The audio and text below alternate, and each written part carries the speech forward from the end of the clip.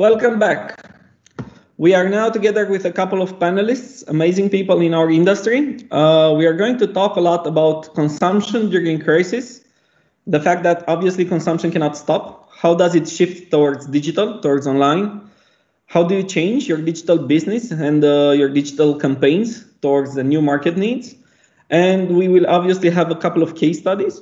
We are together with Miruna from MobExpert. We are together with Robert from Fashion Days, Laura from E.ON Romania, and Ioan from E.ON Romania as well. It is probably the panel we are 60 years old in digital experience. So I don't think you can find much more in any other panel until now.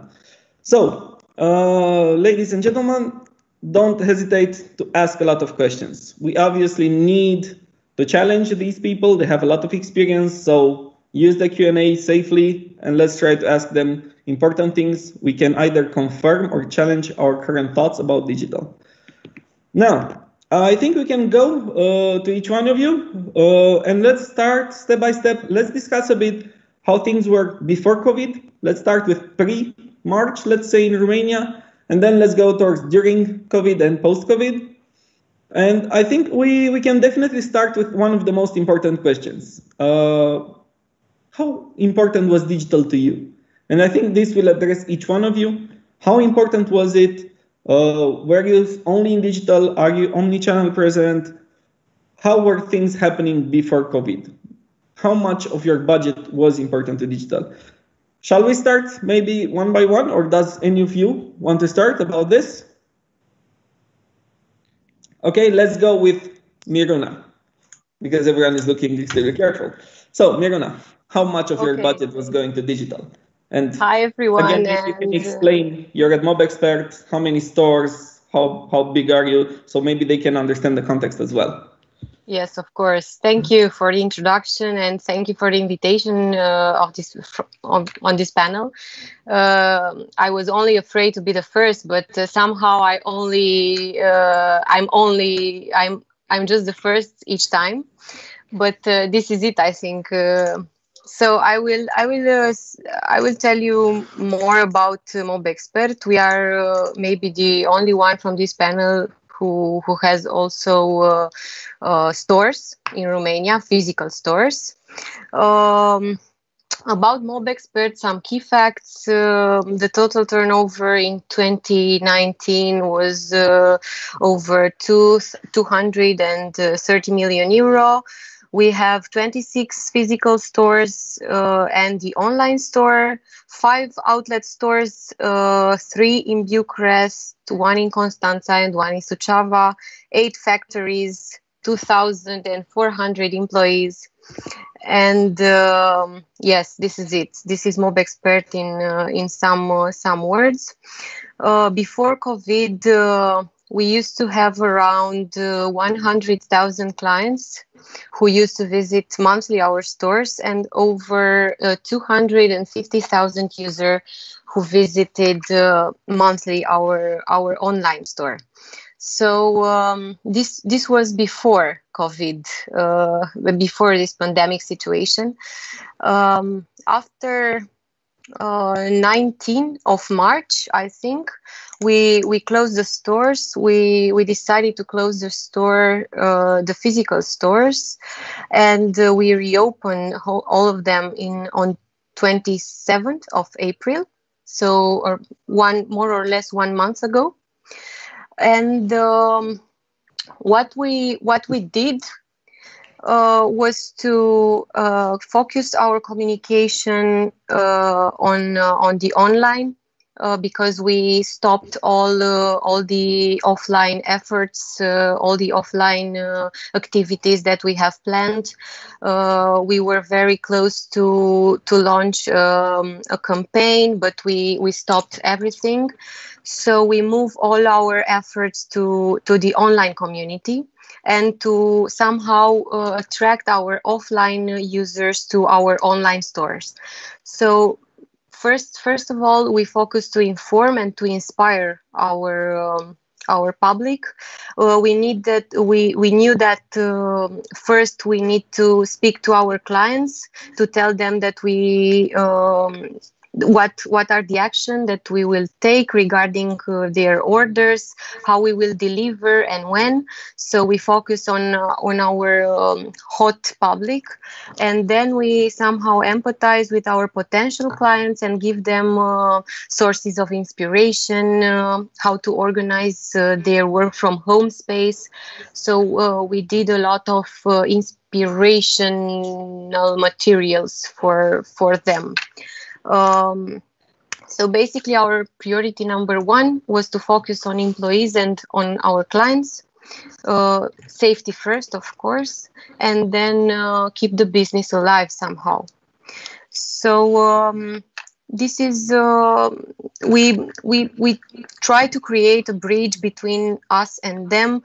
We give them inspiration with the office furniture. We give them more articles, more blog articles to help them organize. We communicate very, very close in social media. And we assure that we are 24/7 to ask to answer to their questions about their orders and about our products. So we try to be there and to empathize. And in the end, of course, we adjust our budgets, and as we all know, we take into consideration the main KPIs: cost per click, cost per conversion, cost from revenue. So nothing special on this side, but we keep our online advertising budget, and we also increase them a little bit. Thank you very much. Shall we try to go towards another industry? How does fashion behave, Robert? What did happen in the fashion area? Just some facts and numbers about the pre-COVID area. Fashion Days is part of a group with EMAG, an e-commerce group 100% with focus on online, with GMV of more than 1 billion euros in last fiscal year. And the fashion vertical on Fashion Days and on EMAG Fashion, the one that my team is taking care of, was, I would say, north of 130 million euros in GMV per year. And we were pre-COVID at a steady growth of 25 to 30% per year, month on month, in each of the 12 months before March. Now in March, we panicked a little bit because even online decreased in the second half of March, 20 to 25%, but then it increased heavily, pushed obviously by the fact that the majority of the malls and the shopping centers were closed.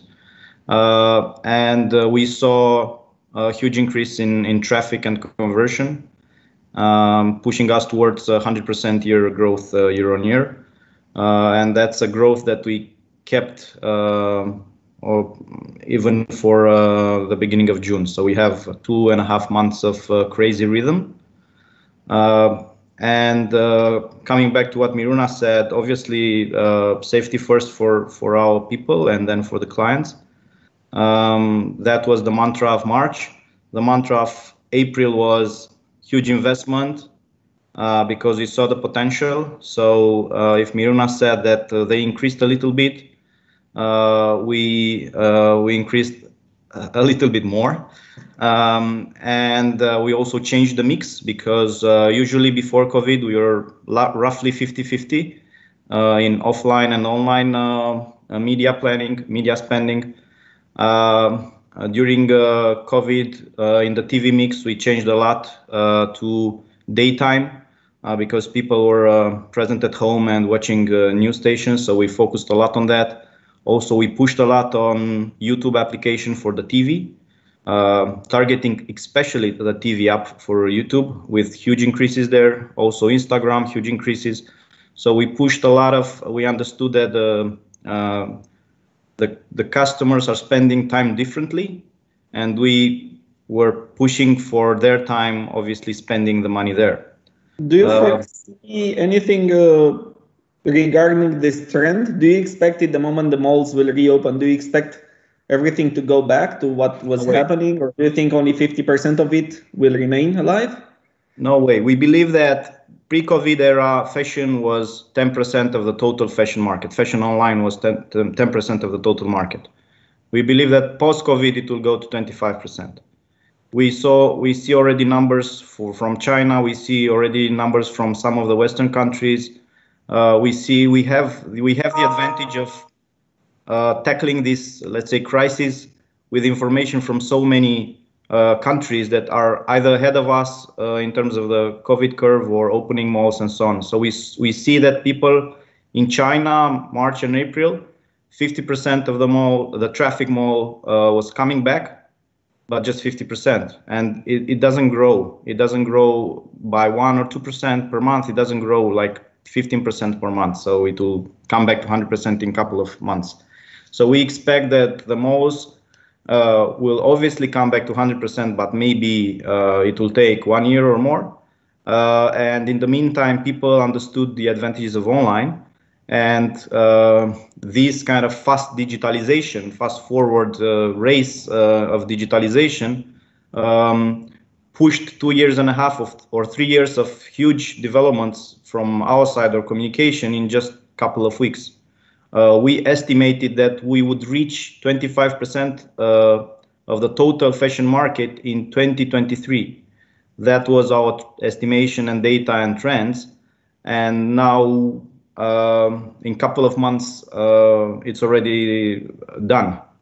And we see obviously through data, but we see, as I said, more through because we have the advantage of being a part of a huge group, Naspers, with operations in dozens of countries, and we have data from dozens of countries that show that the consumer did change.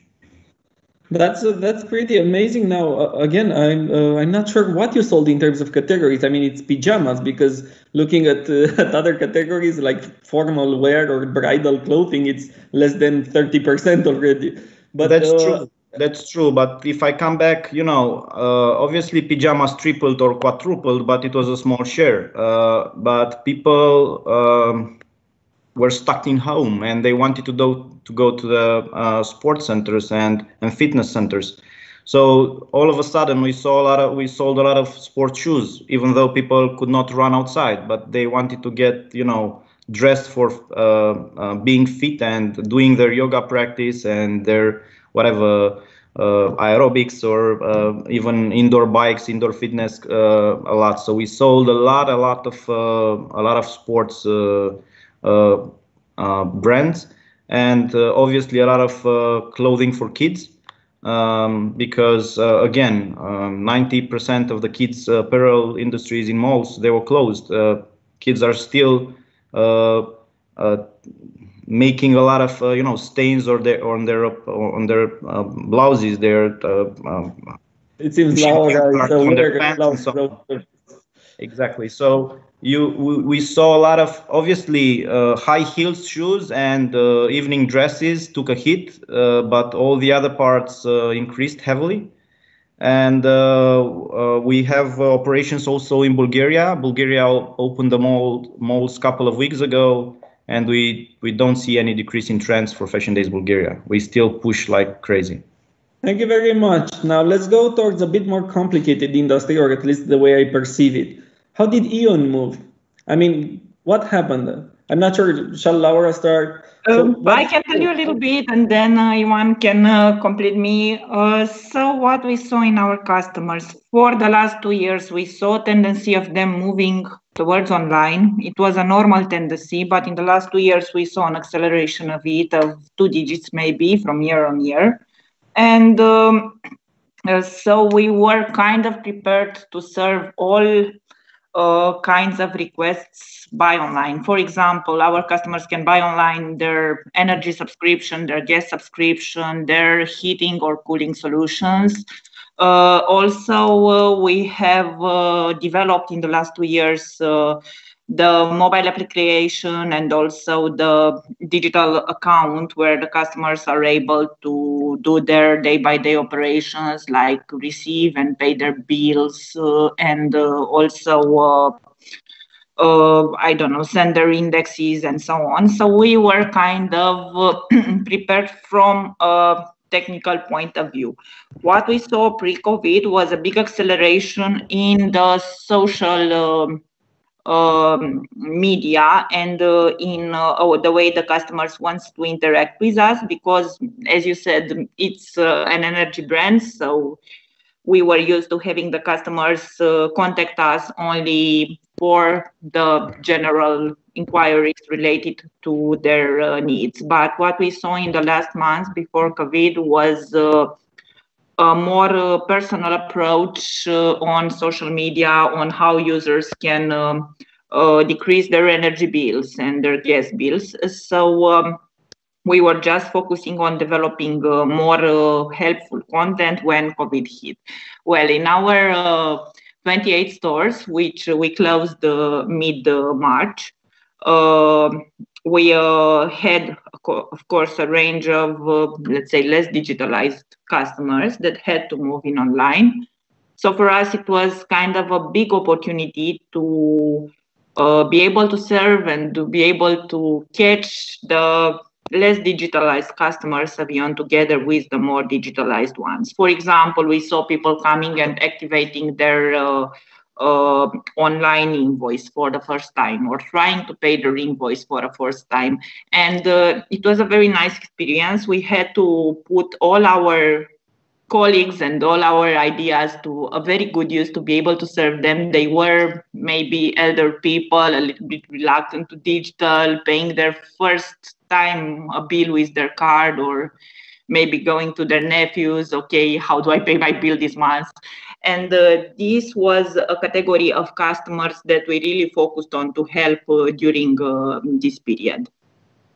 So I do think there's a potential partnership for Robert to discover these people, because they were never online until today. They are online. All of us, they are also online. So I think I did saw something on your website regarding sustainability energy or green energy, and again, it might be something that I'm personally interested. But do customers start choosing because of sustainability?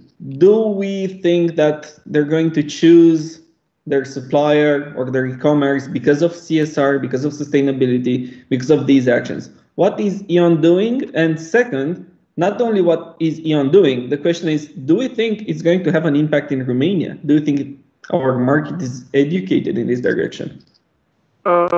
Well, I'm glad to hear that you visited our website and you saw our new subscription. Indeed, we have a green energy subscription. It's the first of this type we are offering. I just bought it last week because for me it was a very easy way to do something towards having a more green attitude. We saw this inquiries from our customers at the beginning of the year.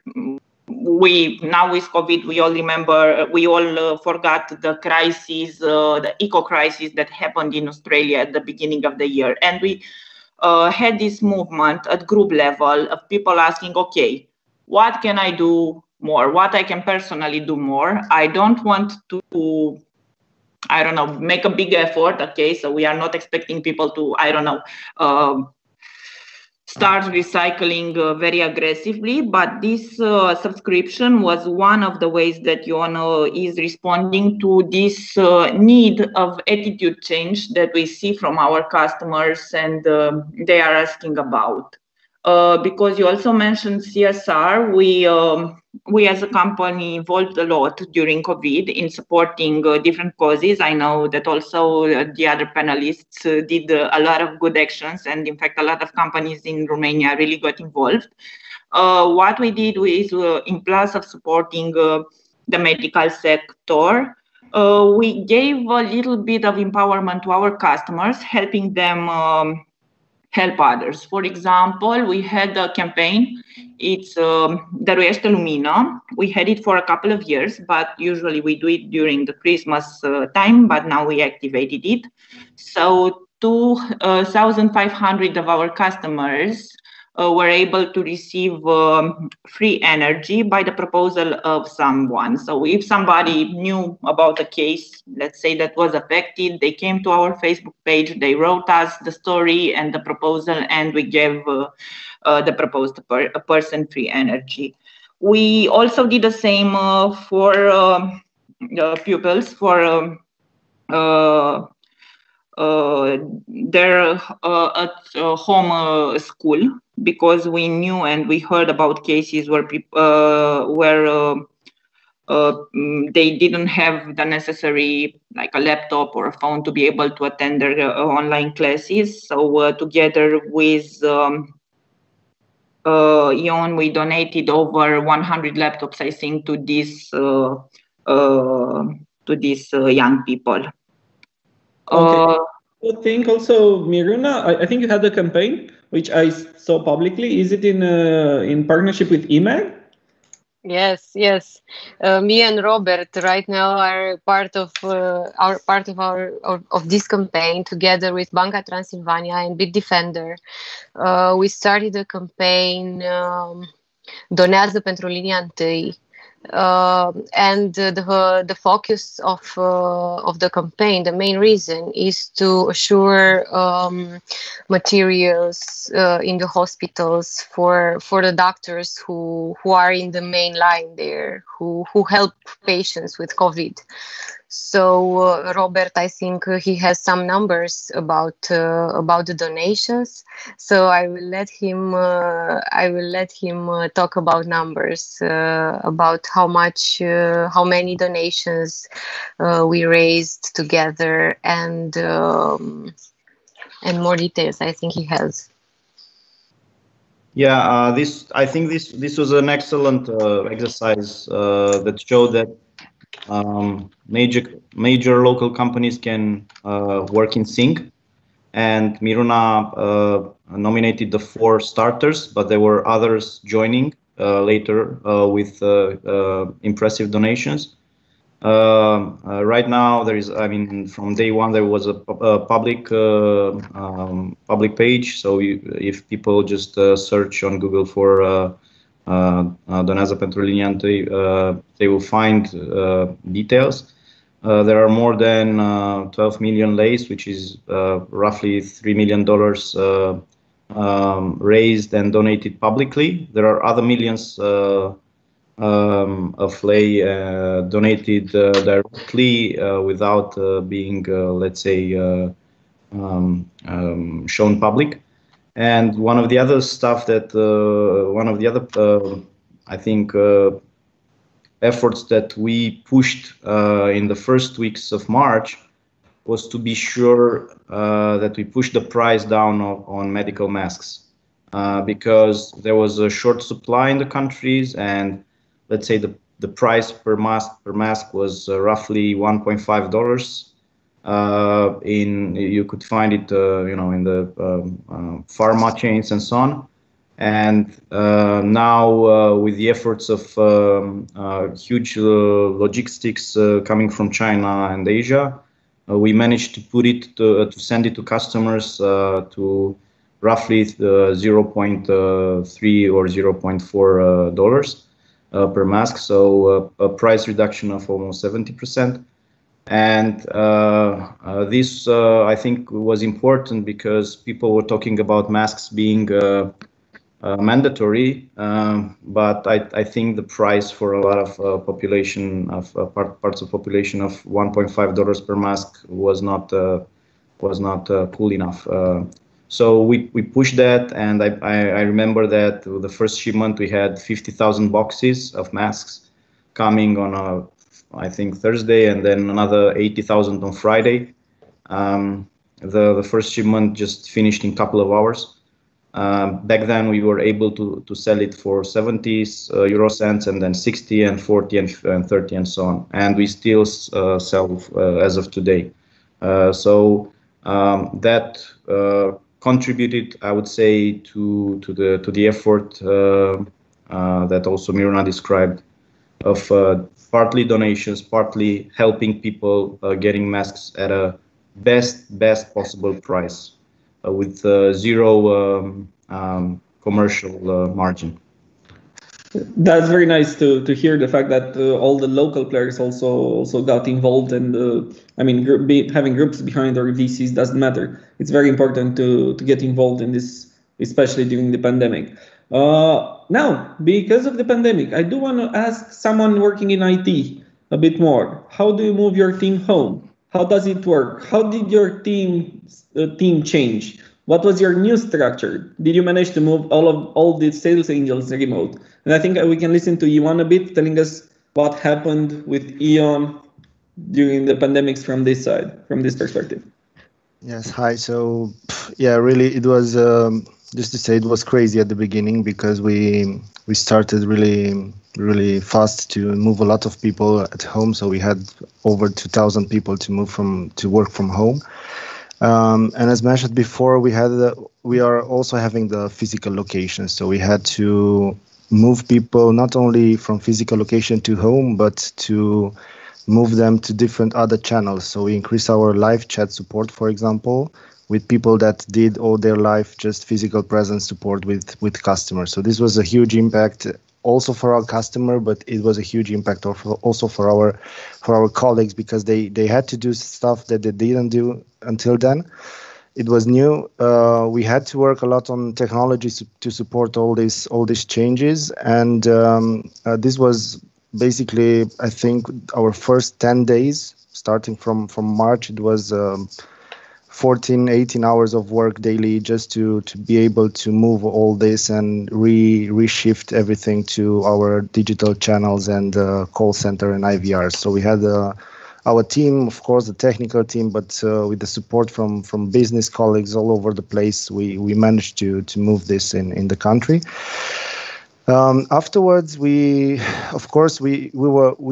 been hit by the high waves of customers that you'll be surprised of how many customers they want to see their invoices actually. So you would say that it's not really important, but people want to be aware of their consumption, of their money that they have to pay for utilities. So they are coming often to our digital channels just to check their invoices, to see what do they have to pay and things like this. So we were hit by a big wave of people starting to create new accounts, starting to activate electronic invoice, starting to pay with the cards on the portal, and this made it was important for us at that point, of course, to shift and change all our development plans. So we pushed forward things that were in our backlogs, but not as a priority, but we pushed it forward to help people get access to their invoices, to payments. We optimized all these interactions with them,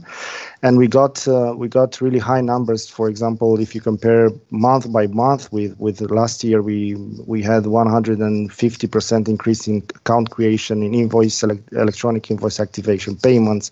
So it was crazy, and the teams. I think we had a lot of discussions, honestly, about working from home. How is it for the people, for our colleagues? But for most of us, it meant a lot more work than we did before because we had to keep this running at the highest pace. And yes, as our colleagues here said, we see a little bit of decrease nowadays because we started to open again our physical presence centers and all the other channels, but the volume is still high, and people understood more and more about what we offer as digital interactions, sales or self-service, and it seems that they are staying there. So it's still a high level that we have. So we have a generic approval of the fact that the trend is not going to decrease at all, or at least the volumes will remain high. I think you cannot say it will not decrease at all. It will decrease, but we still got, as Robert said, I think 2 years of advantage. I don't know if we got 2 years, but for sure we got few good months of advantage because until now we pulled our customers to our digital channels. Now they came to us, so we had to be prepared. And this is what we try now to do as internally. Our strategy is to try to maintain this level as much as we can. Okay.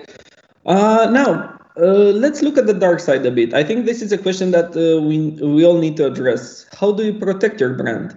So you're obviously advertising online, you're increasing your budgets, you're trying to sell furniture, fashion, services, energy services online. But the challenge is the fact that obviously small players, all of them tried to shift to online as well. So you have the same inventory, okay, spending a bit more time online instead of 4 hours per day on mobile, maybe 6 or something like that. But the question is, how do you make sure you don't appear in a very bad context? On bad news, near very awkward messages from other players in the market that just appeared online. Have you had this challenge? Are you trying to protect your brand a bit? Because you obviously have brands you need to protect. It's not like you have, I don't know, stolenlaptops.com and you don't care about your brand. So how does it work? I'm not sure. Are you doing anything in this direction? How does brand protection work when everyone goes online? Maybe, again, we could start with maybe Laura. Yeah, so for us, we build on our brand protection. We are very focused on concrete actions, and we try to develop and educate as much as possible our customers, because what we discovered is the way that we can protect our brand the most is by really serving the customers up to a certain level of their expectations, bringing them the digital tools they need, bringing them also a good experience in our stores, in our call center. So we are focusing on this. Of course, we have the usual protections in terms of ads, in terms of how we are spending, and of course, being in an energy sector, maybe the market is not as concurrential as for maybe the other sectors. But in plus of raising our budget and being really careful on how we associate, we really try to build a good relation with our customers and serve them properly, so that they will become our protectors. It's something like this for us.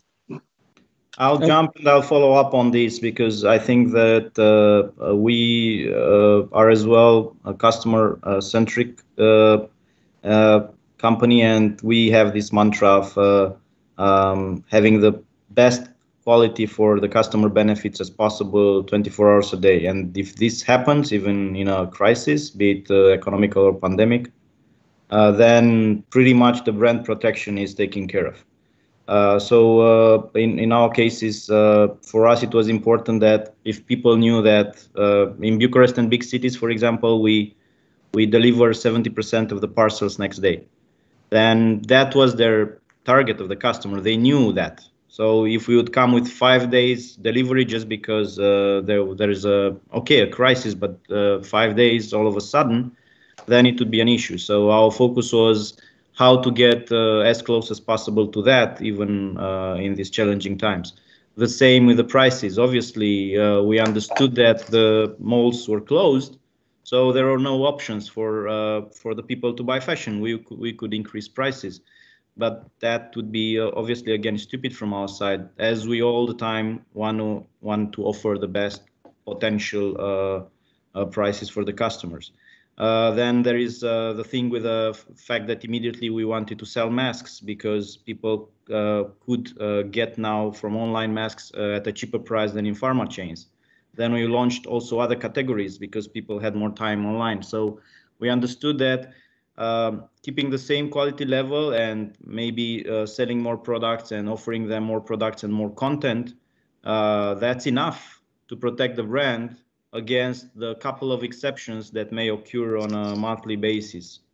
And I think that's also something that in case of retail, with Mob Expert included in the conversation here, there are a lot of businesses that are rushing right now to digital, but it's really tough to create these logistics chains and technology behind the customer funnel online or on the application and so on overnight. So it's our role to set up let's say, the agenda and the quality.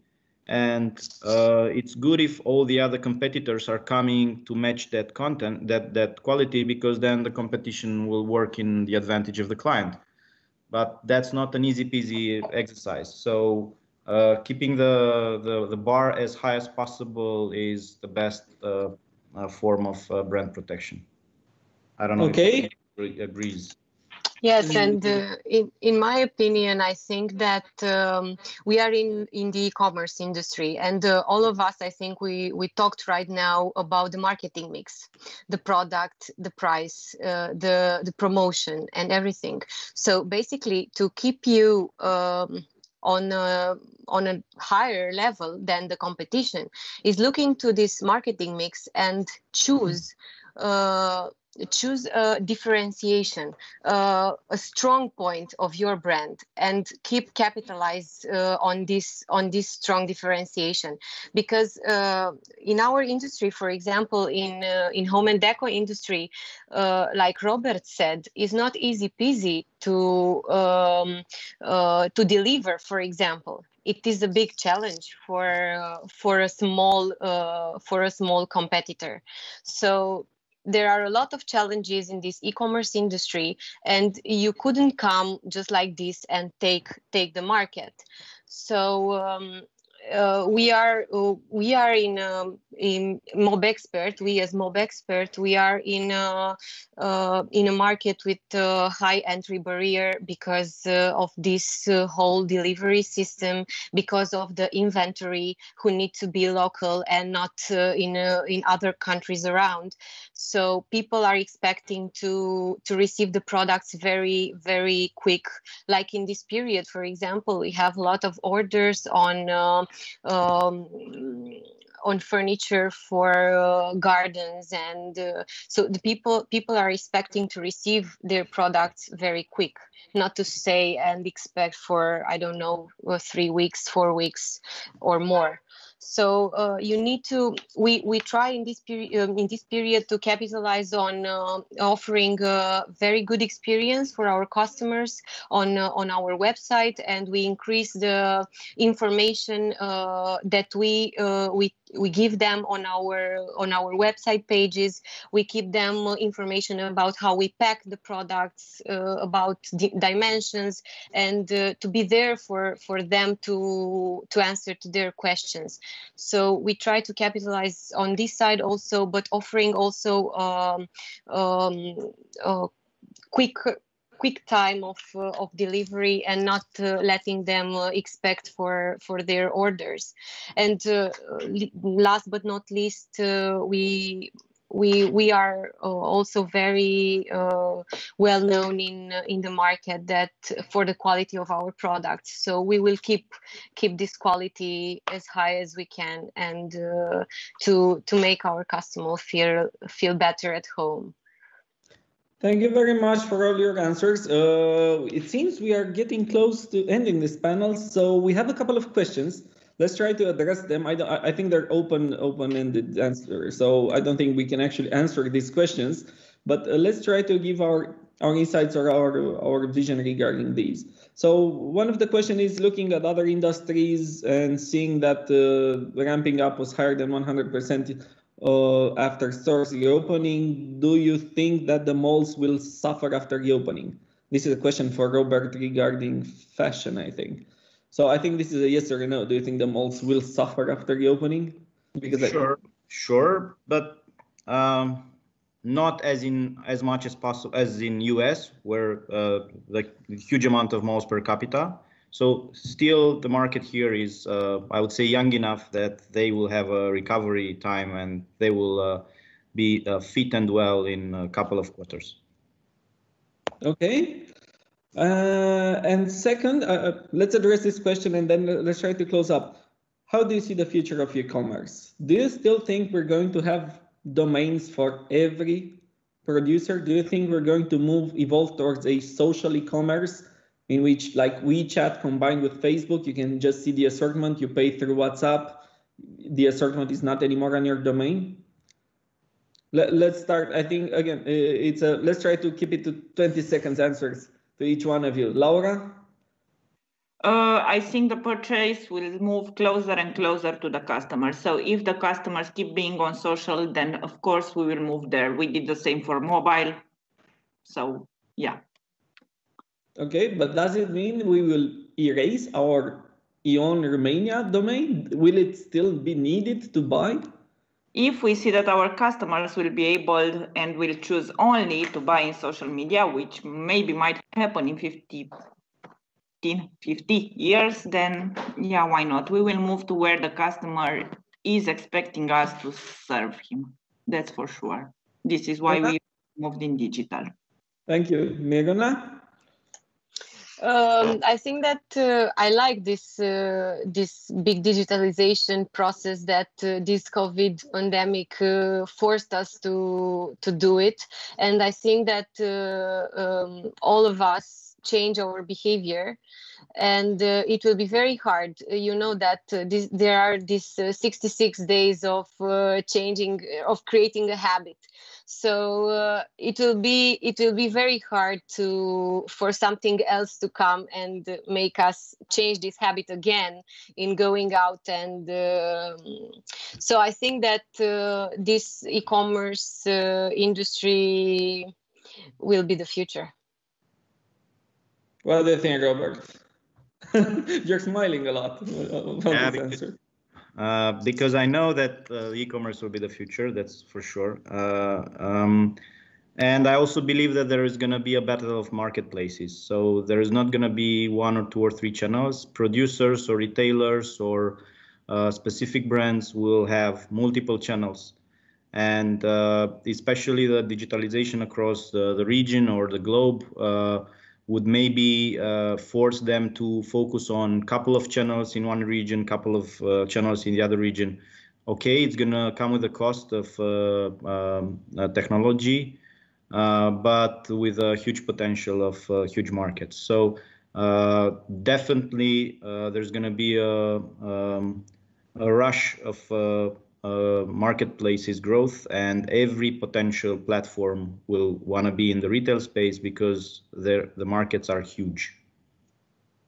Thank you. E.ON, what do you think from a the same. So looking midterm, I think it's about a mix of channels. It's about a mix of channels and us running after each channel that the customer is using and trying to integrate it in the way we do business with the customer. So it will not disappear. It will just increase in all directions, I think.